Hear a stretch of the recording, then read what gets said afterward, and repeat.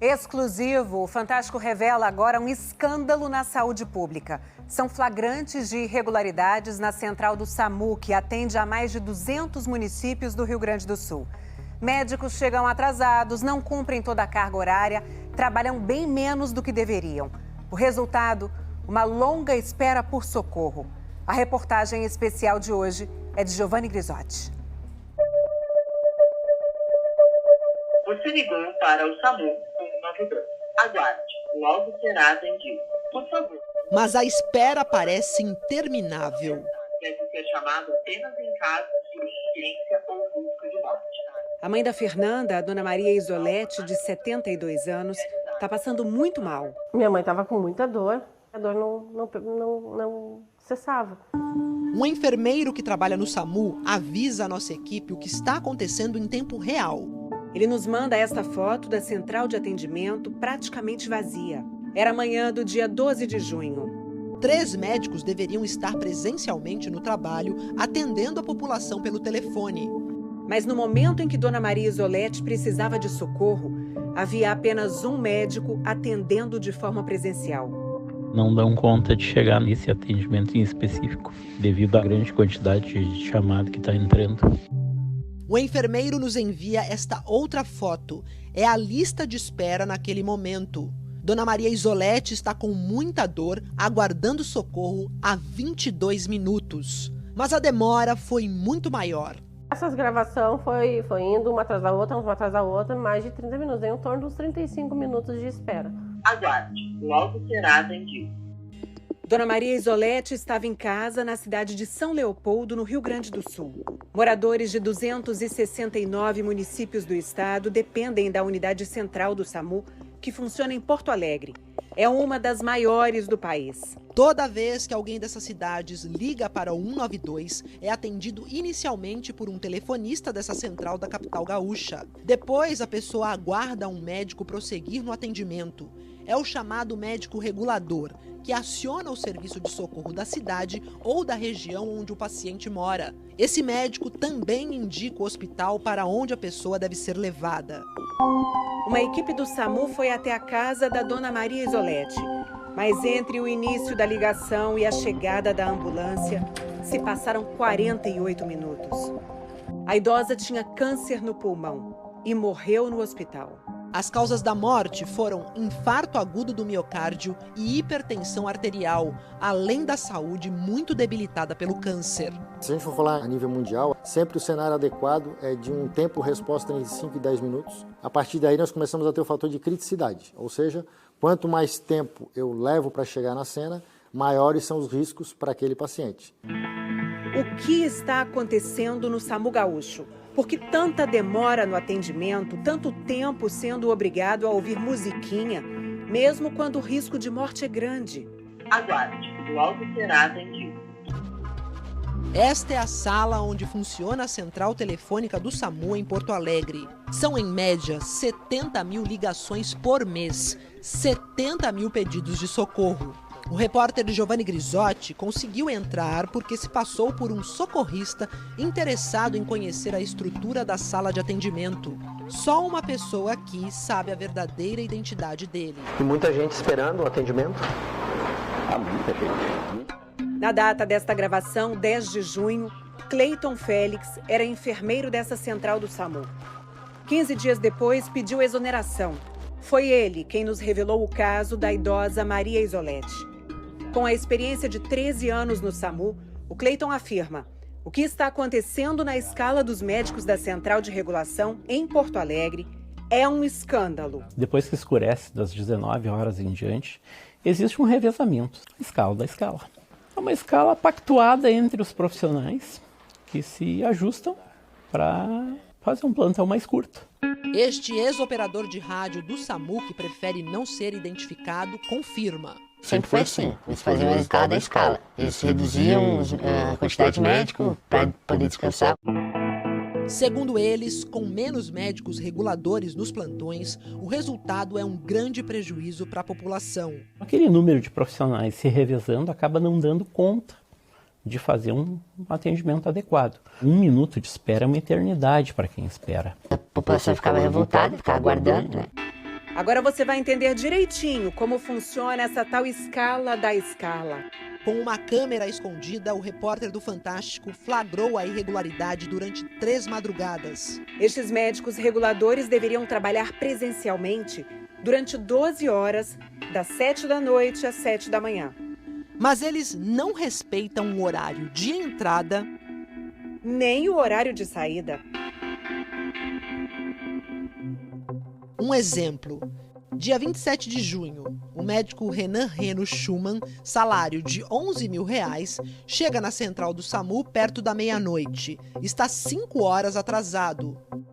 O Dr. Renan fica 4 horas lá dentro e vai embora. Ele cumpriu apenas 1/3 da jornada. O Fantástico teve acesso a relatórios internos da central com todos os atendimentos realizados. Esses documentos confirmam o horário de entrada e o de saída de Renan Reno Schumann.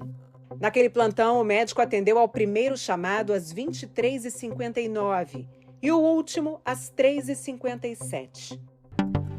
Outro exemplo do mesmo dia. Igual ao Dr. Renan, a médica Fabiane Andrade Vargas chega por volta da meia-noite e sai às 4 da manhã. Ela também só trabalhou 4 horas de uma jornada obrigatória de 12 horas. Os relatórios de atendimento confirmam que a doutora Fabiane trabalhou bem menos do que deveria. Ela começou a atender às 23h56 e terminou às 4h05. O que demonstra, assim, é que o SAMU virou bico. Eu vou lá e tenho uma escala ajustada, reduzida. Eu vou ganhar um dinheirinho a mais com uma jornada de trabalho reduzida. Nessa investigação jornalística, encontramos uma situação ainda mais surpreendente. Até agora, a gente mostrou que os médicos reguladores trabalhavam menos do que deveriam, mas sempre tinha pelo menos um deles atendendo a população. Mas olha o que aconteceu no dia 6 de junho. A regulação está sem ninguém lá dentro. Nesse dia, às 6h30 da manhã, não havia nenhum médico atendendo na central do SAMU em Porto Alegre. O certo pela escala era ter 7 médicos. Nesse horário, moradores de 269 municípios ficaram sem atendimento desse serviço público essencial que existe para salvar vidas. Do outro lado da linha, 6 pessoas aguardavam atendimento. Uma delas era a mãe de Beatriz, de 3 anos e 4 meses, da cidade de Cruz Alta, a 350 quilômetros de Porto Alegre. Eu liguei para o SAMU, porque minha filha estava com 40 graus de febre, delirando. Como não tinha nenhum médico na central do SAMU, a mãe teve que esperar muito. Era só o aguarde e demorou de 40 a 1 hora. Logo será atendido. E eu vi que não ia ter sucesso, eu simplesmente larguei tudo e saí correndo. Desesperada, a mãe levou a filha por conta própria para o pronto-socorro. São vidas que estão ali esperando, né? É a saúde de alguém que está esperando por ser atendido. Nesse dia, 6 de junho, o então enfermeiro Cleiton Félix estava de plantão na central de Porto Alegre. E ele afirma, durante toda a madrugada, de um total de 7 médicos, só apareceu para trabalhar a doutora Jordana Vargas Correia. Era só ela. E a médica, segundo Cleiton, não atendeu ninguém entre 5h58 e 6h29 da manhã, apesar do acúmulo de pedidos de socorro. A única plantonista que se encontrava de plantão sumiu. Foi dormir, foi não sei aonde, e ela desapareceu do plantão. Até que ela voltou, mas isso depois de uns 25 minutos depois. Depois que acabou o plantão, que aquele tumulto passou, eu fiz uma comunicação direta às chefias e nenhuma conduta foi tomada. Procuramos os médicos citados nesta reportagem, mas nenhum nos atendeu. A doutora Fabiane Andrade Vargas pediu demissão na quarta-feira. O fato de eu estar aqui hoje me expondo é justamente isso, para que a Secretaria da Saúde veja que aquela estrutura ali precisa ser sanada, precisa ser gerenciada por um bom gestor.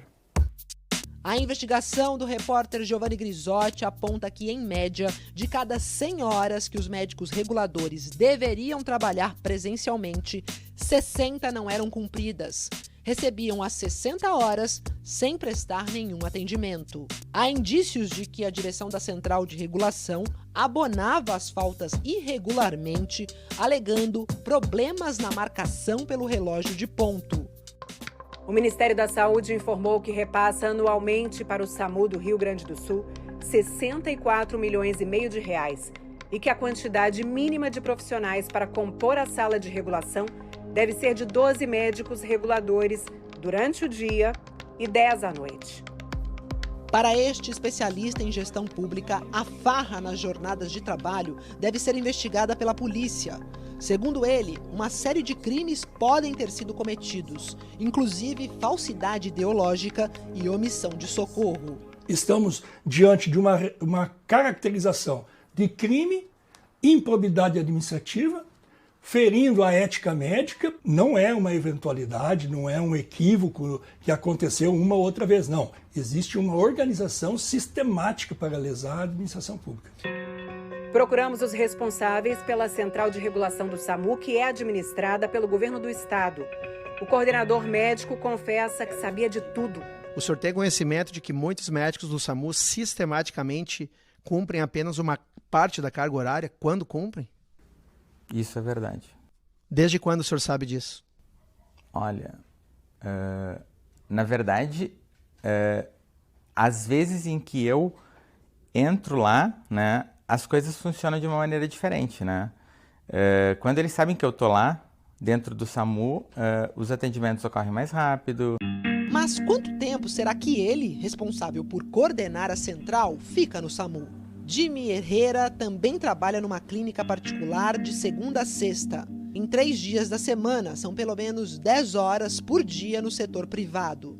Eu não tenho dedicação exclusiva, eu tenho isenção de ponto justamente porque eu estou à disposição do SAMU 24 horas por dia, 7 dias da semana.